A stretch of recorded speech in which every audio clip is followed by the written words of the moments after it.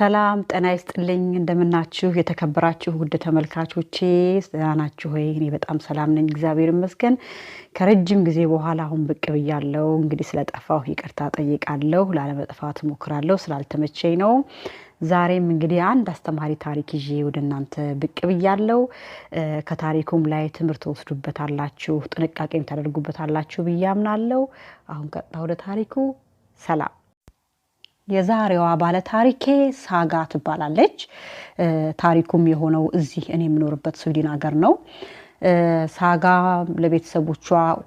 ሁለተኛ ልጅ ነች ሌላ አንድ ወንድም አላት እና እሷ ነች ወንድሟ ታላቅ ነው እሷ ታናሽ ነች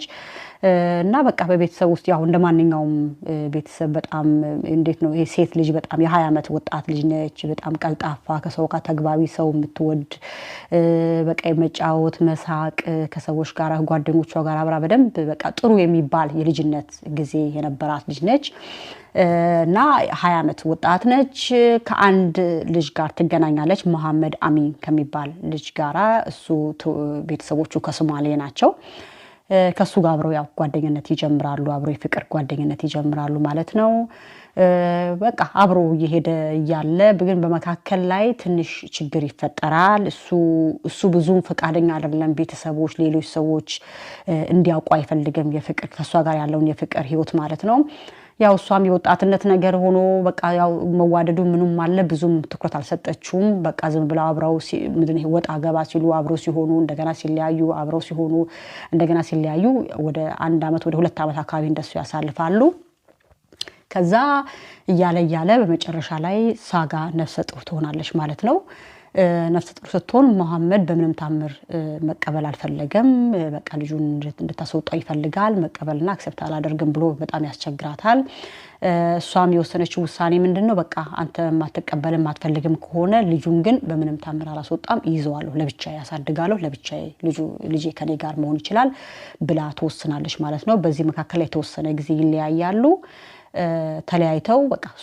እሷም እየኖረች እሱም ቤቱ እየኖረ ከዛ ደግሞ ከተወሰነ ወራት ከሆነው ካለፈው በኋላ ይመጣና በቃ አክሰፕት አድርጌያለሁ ቀበላለሁ ለቤተሰቦችም እናገራለሁ በቃ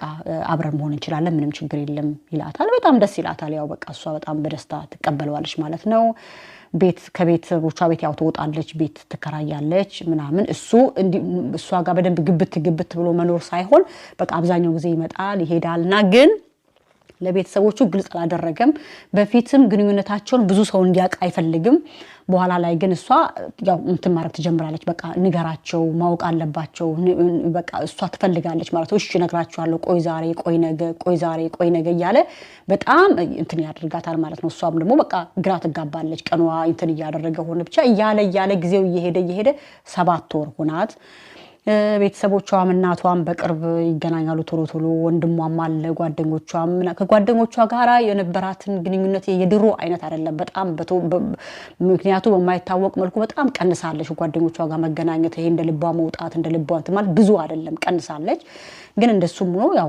እነሱ አንዳንዶቹ ያው ያዩ ነበርና በቃ እሱ በመመለሱ ሁሉም ተደስተዋል በቃ ልጁንም አክሰፕት አድርጓል ለቤተሰቦቹም ሊናገር ነውና እሱ ለቤተሰቦቹ መናገር በጣም ነው የከበደው እሷ ደግሞ በቃ እንደከወሰንክ ንገራቸውና ሁሉም ሰው አውቆ በቃ ልጁም ሲመጣ በሰላም ይምጣ በዚህም ያለው ቤተሰብ ማወቅ አለበት ባለ የሷ ቤተሰቦች ያውቃሉ እሱንም ያውቁታል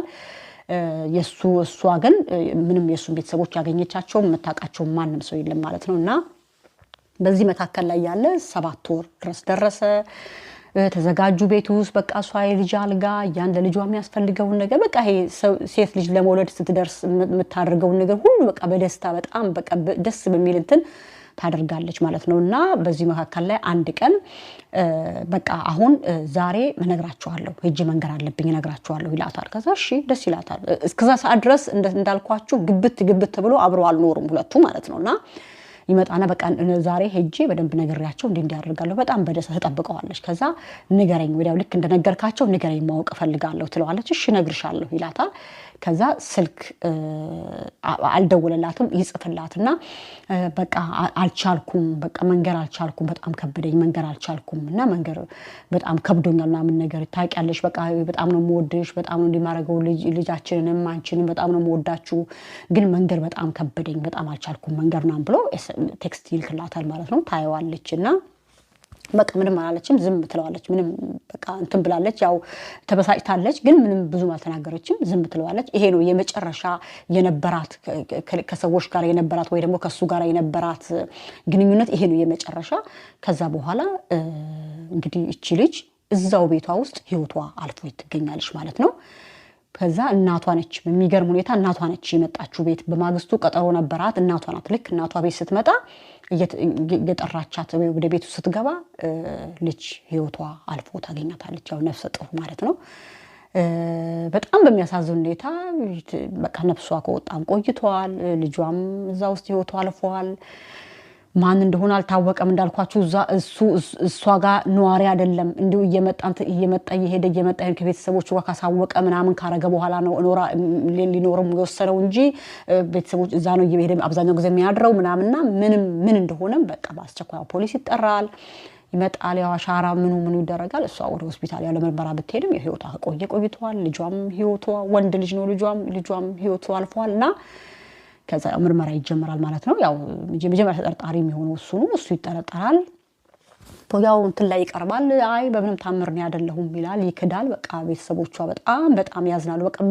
የሚያስደነግጥ እንትን የሆነው በአካባቢው ላይ በጣም ምክንያቱም ገና ልጅ ናት 20 ዓመት ወጣት ናት የ7 ወር ድርስ ምንድነው ነፍሰ ጡር ነች ከቤቷ ውስጥ ነውና የሞተችው ደግሞ ታፍና ነውና በጣም በቃ ያው ግድያ እንደሆነ በደንብ ነው የታወቀው ከመጀመሪያውም ግድያ እንደሆነ ምክንያቱም በቃ በጣም እንትን ነበረች ይሄ ለመቀበል የደስታ ላይ ያለች ሴት ናት በጣም በቃ ይሄ ዝግጁ ሆነች በቃ ያስተካከለች ቤቷን ምኗን በቃ መታረግ የ20 ዓመት አስቦት የ20 ዓመት ልጅ ምን አይነት ወጣት እንደሆነች እንዴት እንደምታምር እንዴት ወደፊት ለማየት ልጇን ወልዳ ለማየት እንዴት ጉጉት ላይ ነበረች ልጅ ነችና በቃ በጣም የሚያሳዝን ይሆናል በቃ እዚህ ሀገር በቃ ያው ዜናው ምኑ በቃ በጣም ይመጣልና መጨረሻ ላይ ያው ቢባል እሱ ማመን አልፈለገም አላመነላቸውም በኋላ ላይ በደንብ እየተሄደ በደንብ ሲጣራ ያው ይሄ አለ አይደል ምንድነው የሚባለው ይሄ የካልቸር የባህል የምናምን እነሱ ቤተሰቦቹ እንግዲህ በኋላ ላይ ነው እሱ ብዙም አምኖ አላወጣውም ግን በኋላ ላይ ካናን ከጓደኞቹ ከመናምን ተስቲል ቤተሰቦቹ በምንም ተአምር እንደማይቀበሉት ነው እሱ እንትን ያደርገው ያው በቃ ብዙ ነገር አለ እነሱ ያው የማይቀበሉበትና በዛ ምክንያት እንደተጨነቀ በዛ ምክንያት ግራ እንደተጋባ ምናምን ነው እንትን የሚያደርጉት ግን ግራ መጋባቱን መጨነቁን የወሰነ ምን ላይ እንዳዋለው ያሳዝናል በጣም ምክንያቱም ከተጨነቀ ፈለገ እንዳለችው ከመጀመሪያውንም እሷ እንትን ማለት ይችላል ነበር ጭራሽ እንደውም ልጅ ሁሉ መውለድ ሁሉ አልፈለገም እና ስለዚህ እሷንም ልጃቸውንም ህይወት እንዲያልፍ አደረገ መጨረሻ ላይ በዛም ብለው ያው ያምናል ሰው መቼም ሰው ከህግ እንትን አያደርግም መጨረሻ ላይ ያምናል እሱ እንደሆነ ይታወቃል ማለት ነው ያው እሱ ግን ሊያምን አልቻለም ያው ይሄ ብዙ አሻራው ምናምኑ ወደሱ ነው ሁሉ ነገር እንትን የሚያደርገው መጨረሻ ላይ የእድሜ ልክ እስራት ይፈረድበታል በሁለት ነፍስ ማጥፋት ማለት ነው በልጇም በሷም እድሜ ልክ እዚህ ሀገር ያው እድሜ ልክ እስራት ስላችሁ በጣም ብዙ አመት አይደለም 20 እዚህ ሀገር 26 አመት ነው እድሜ ልክ እስራት የሚባለው ያው ይሄኛው የሁለት ነፍስ ነው ያው እሱ ይከራከራል አይደለም ነው የሚለው ከዛ በኋላ ላይ ምንድነው ምክንያቱ ለምንድነው ደስ የሆነው ለምንድነው ያደረገው ብለው እንት ሲባ በቃ ለቤተሰቦቹ በቃ ቤተሰቦቹ ማጣት አይፈልግም ጭራሽ ማርገዟንም አይሰሙም ምንም አያውቁም ምንም የሚያውቁት ነገር የለም እነሱን ማጣት ስለማይፈልግ ብቻ እሷን ከነልጇ ህይወቷን ቀጠፋት ማለት ነውና በጣም ነው የሚያሳዝነውና በዚህ ሁኔታ እቺን መሰለች የምታምር በጣም ወደፊት ስንት ተስፋ ያላት ልጅ ህይወቷ ለቤተሰቦቿም ቁስል ሆኖ እሷም ህይወቷና ልጇም እሷም በሚያሳዝን ሁኔታ እንግዲህ አስቦት ነፍሰ ጡር ሴት ታፍና መገደል ማለት ምን ያህል እንደሚዘገነን ምን ያህል እንደሚከብድ 22 አመቱ ነው ገና በጣም ወጣት ልጅ ነው ግን እንዴት ያለ ጭካኔው እንዳመጣው እንዴት እንደደፈረ እንዴት እንደጨከነ እንዴት እንዳረገ ቤተሰቦቹን ከማጣ ብለው የሷን ህይወትና ሆዷ ውስጥ ያዘችውን የልጁን ህይወት ባንድ ላይ ያጠፋ ማለት ነው በጣም ነው የሚያሳዝነውና አንዳንድ ጊዜ ከዚህ ታሪክ አሁን ሰዎች እንደዚህ አንዳንዴ አናውቀውም አንዳንድ ጊዜ ሁሉን ነገር ተጠንቀቀን አይደለም ሰው የሆነ ሰው መጨረሻ ላይ ሰዎች ሳይስማሙ መጀመሪያ ላይ ይቀራሉ አልተስማማም በማርገዟ ልጁ እንዲወጣ ፈለገ ከዛ ደግሞ ተመልሶ እንደ አንድ አባት ደግሞ ተመልሶ ሲመጣ እናቀበላለሁ ልጄንም አንቺንም እቀበላለሁ አብሬ መሆን ፈልጋለሁ ብሎ ሲመጣ ሁሉም የትኛውም እናት ብትሆን እንኳን እቺ ገና ወጣት ገና የ20 ልጅ ገና አፍላ ፍቅር ላይ ያለች ሴት ትሆንና ማንኛውም ሴት በደስታ ነው የምትቀበለውና ልጇን ከአባት ጋር ማሳደግ ነው የምትፈልገው ሁሉ ማንኛውም ሴትና ተቀበለችው እሺ አለች ደስ አላት መጣ ግን መጥቶ ምንድነው የሆነው ለህይወቷ መጥፋያ ነው የሆነው በቃ ባይመጣ በዛው ቢጠፋ ባይመጣ በዛው ቢቀር ጥሩ ነበር ግን የቤተሰቦቹንና ቤተሰቦቹ ስለማይፈልጉ እነሱ ስለማይፈልጉ ብቻ የሷን ህይወት በዚህ ሁኔታ አርጎ አጥፍቶ የልጇንም ህይወት የልጁንም የሱንም ልጅ ጭምር ህይወት የሷንም ህይወት በዚህ ሁኔታ አድርጎ ቀጠፈ ማለት ነው በጣም ነው የሚያሳዝነውና አንዳንድ ጊዜ እንደው የማይሆን ነገር ከመጀመሪያው የማይሆን ነገር ይታያል በርግጥ ግን ከባድ ነው ሁሉም ይታያል ማለት አይደለም ብዙ ጊዜ ይፈጠራል እንዲህ አይነት ነገሮች ይፈጠራሉ ሰዎች ወንዶች ተመልሰው ይመጣሉ ተመልሰው ወይ ልጁ ከተወለደ በኋላ ወይ ከዛም በኋላ ተመልሰው ጥሩ የሚሆኑበት ሁኔታ አለ አንዳንዶቹ ደግሞ ከመጀመሪያው የሚጠፉበት አለና ይሄ ደግሞ መጥቶ አጥፊያም ነው የሆነውና መጠንቀቁ በጣም ጥሩ ሆኖ ያለ ግን እንዴት ነው የምንጠነቀቀው እንደዚህ አይነትን ሰዎች እንዴት ነው የምንጠነቀቀው በጣም ከባድ ነው እውነት ለመናገር እንኳን ለዚህ ለትንሽዬ ልጅ ገና ለ20 ዓመት ወጣት ልጅ ይቀርና ትልቅም ሆኖ ሰው ብስል ሴትም ነፍስ ያወቀች ሴትም በደንብ ምራቋን ዋጥ ያረገ ሴትም ብትሆን በጣም ከባድ ነው እንደዚህ አይነት ሰዎች ሰው ህይወቱ ሲገቡ ማለት ነው በዚህ ሁኔታ እቺን መሰለች የምታሳዝን ልጅ ህይወቷ አለፈ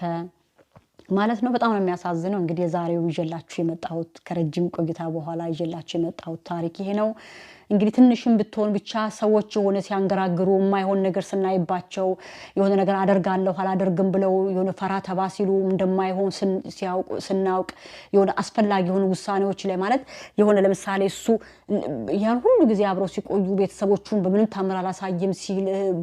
ወንድሞቹን ማሳየት ሳይፈልግ ሲቀር ለነሱም ደፍሮ ሳይናገር ሲቀር እንግዲህ አንዳንድ ውሳኔዎች ቀድመንኛም እንደሰው መወሰን አስፈላጊ ነው ግን እንደዚህ ደግሞ ሰው ደግሞ በቃ መጥቶ እንደገና በቃ ጥፋቴን አርሜ አብሬ ሆናለሁ ብሎ መጥቶ ደግሞ እንዲህ ሲፈጠር ከባድ ነው ለማንኛውም እግዚአብሔር ከእንደዚህ አይነት አደጋ ከእንደዚህ አይነት ክፉ ሰው እግዚአብሔር ይጠብቀን እንግዲህ የዛሬው ታሪክ ይሄን ይመስላል አብራችሁኝ ስላላችሁ አመሰግናለሁ ሰላም ቆዩልኝ በአዲስ ታሪክ እመለሳለሁ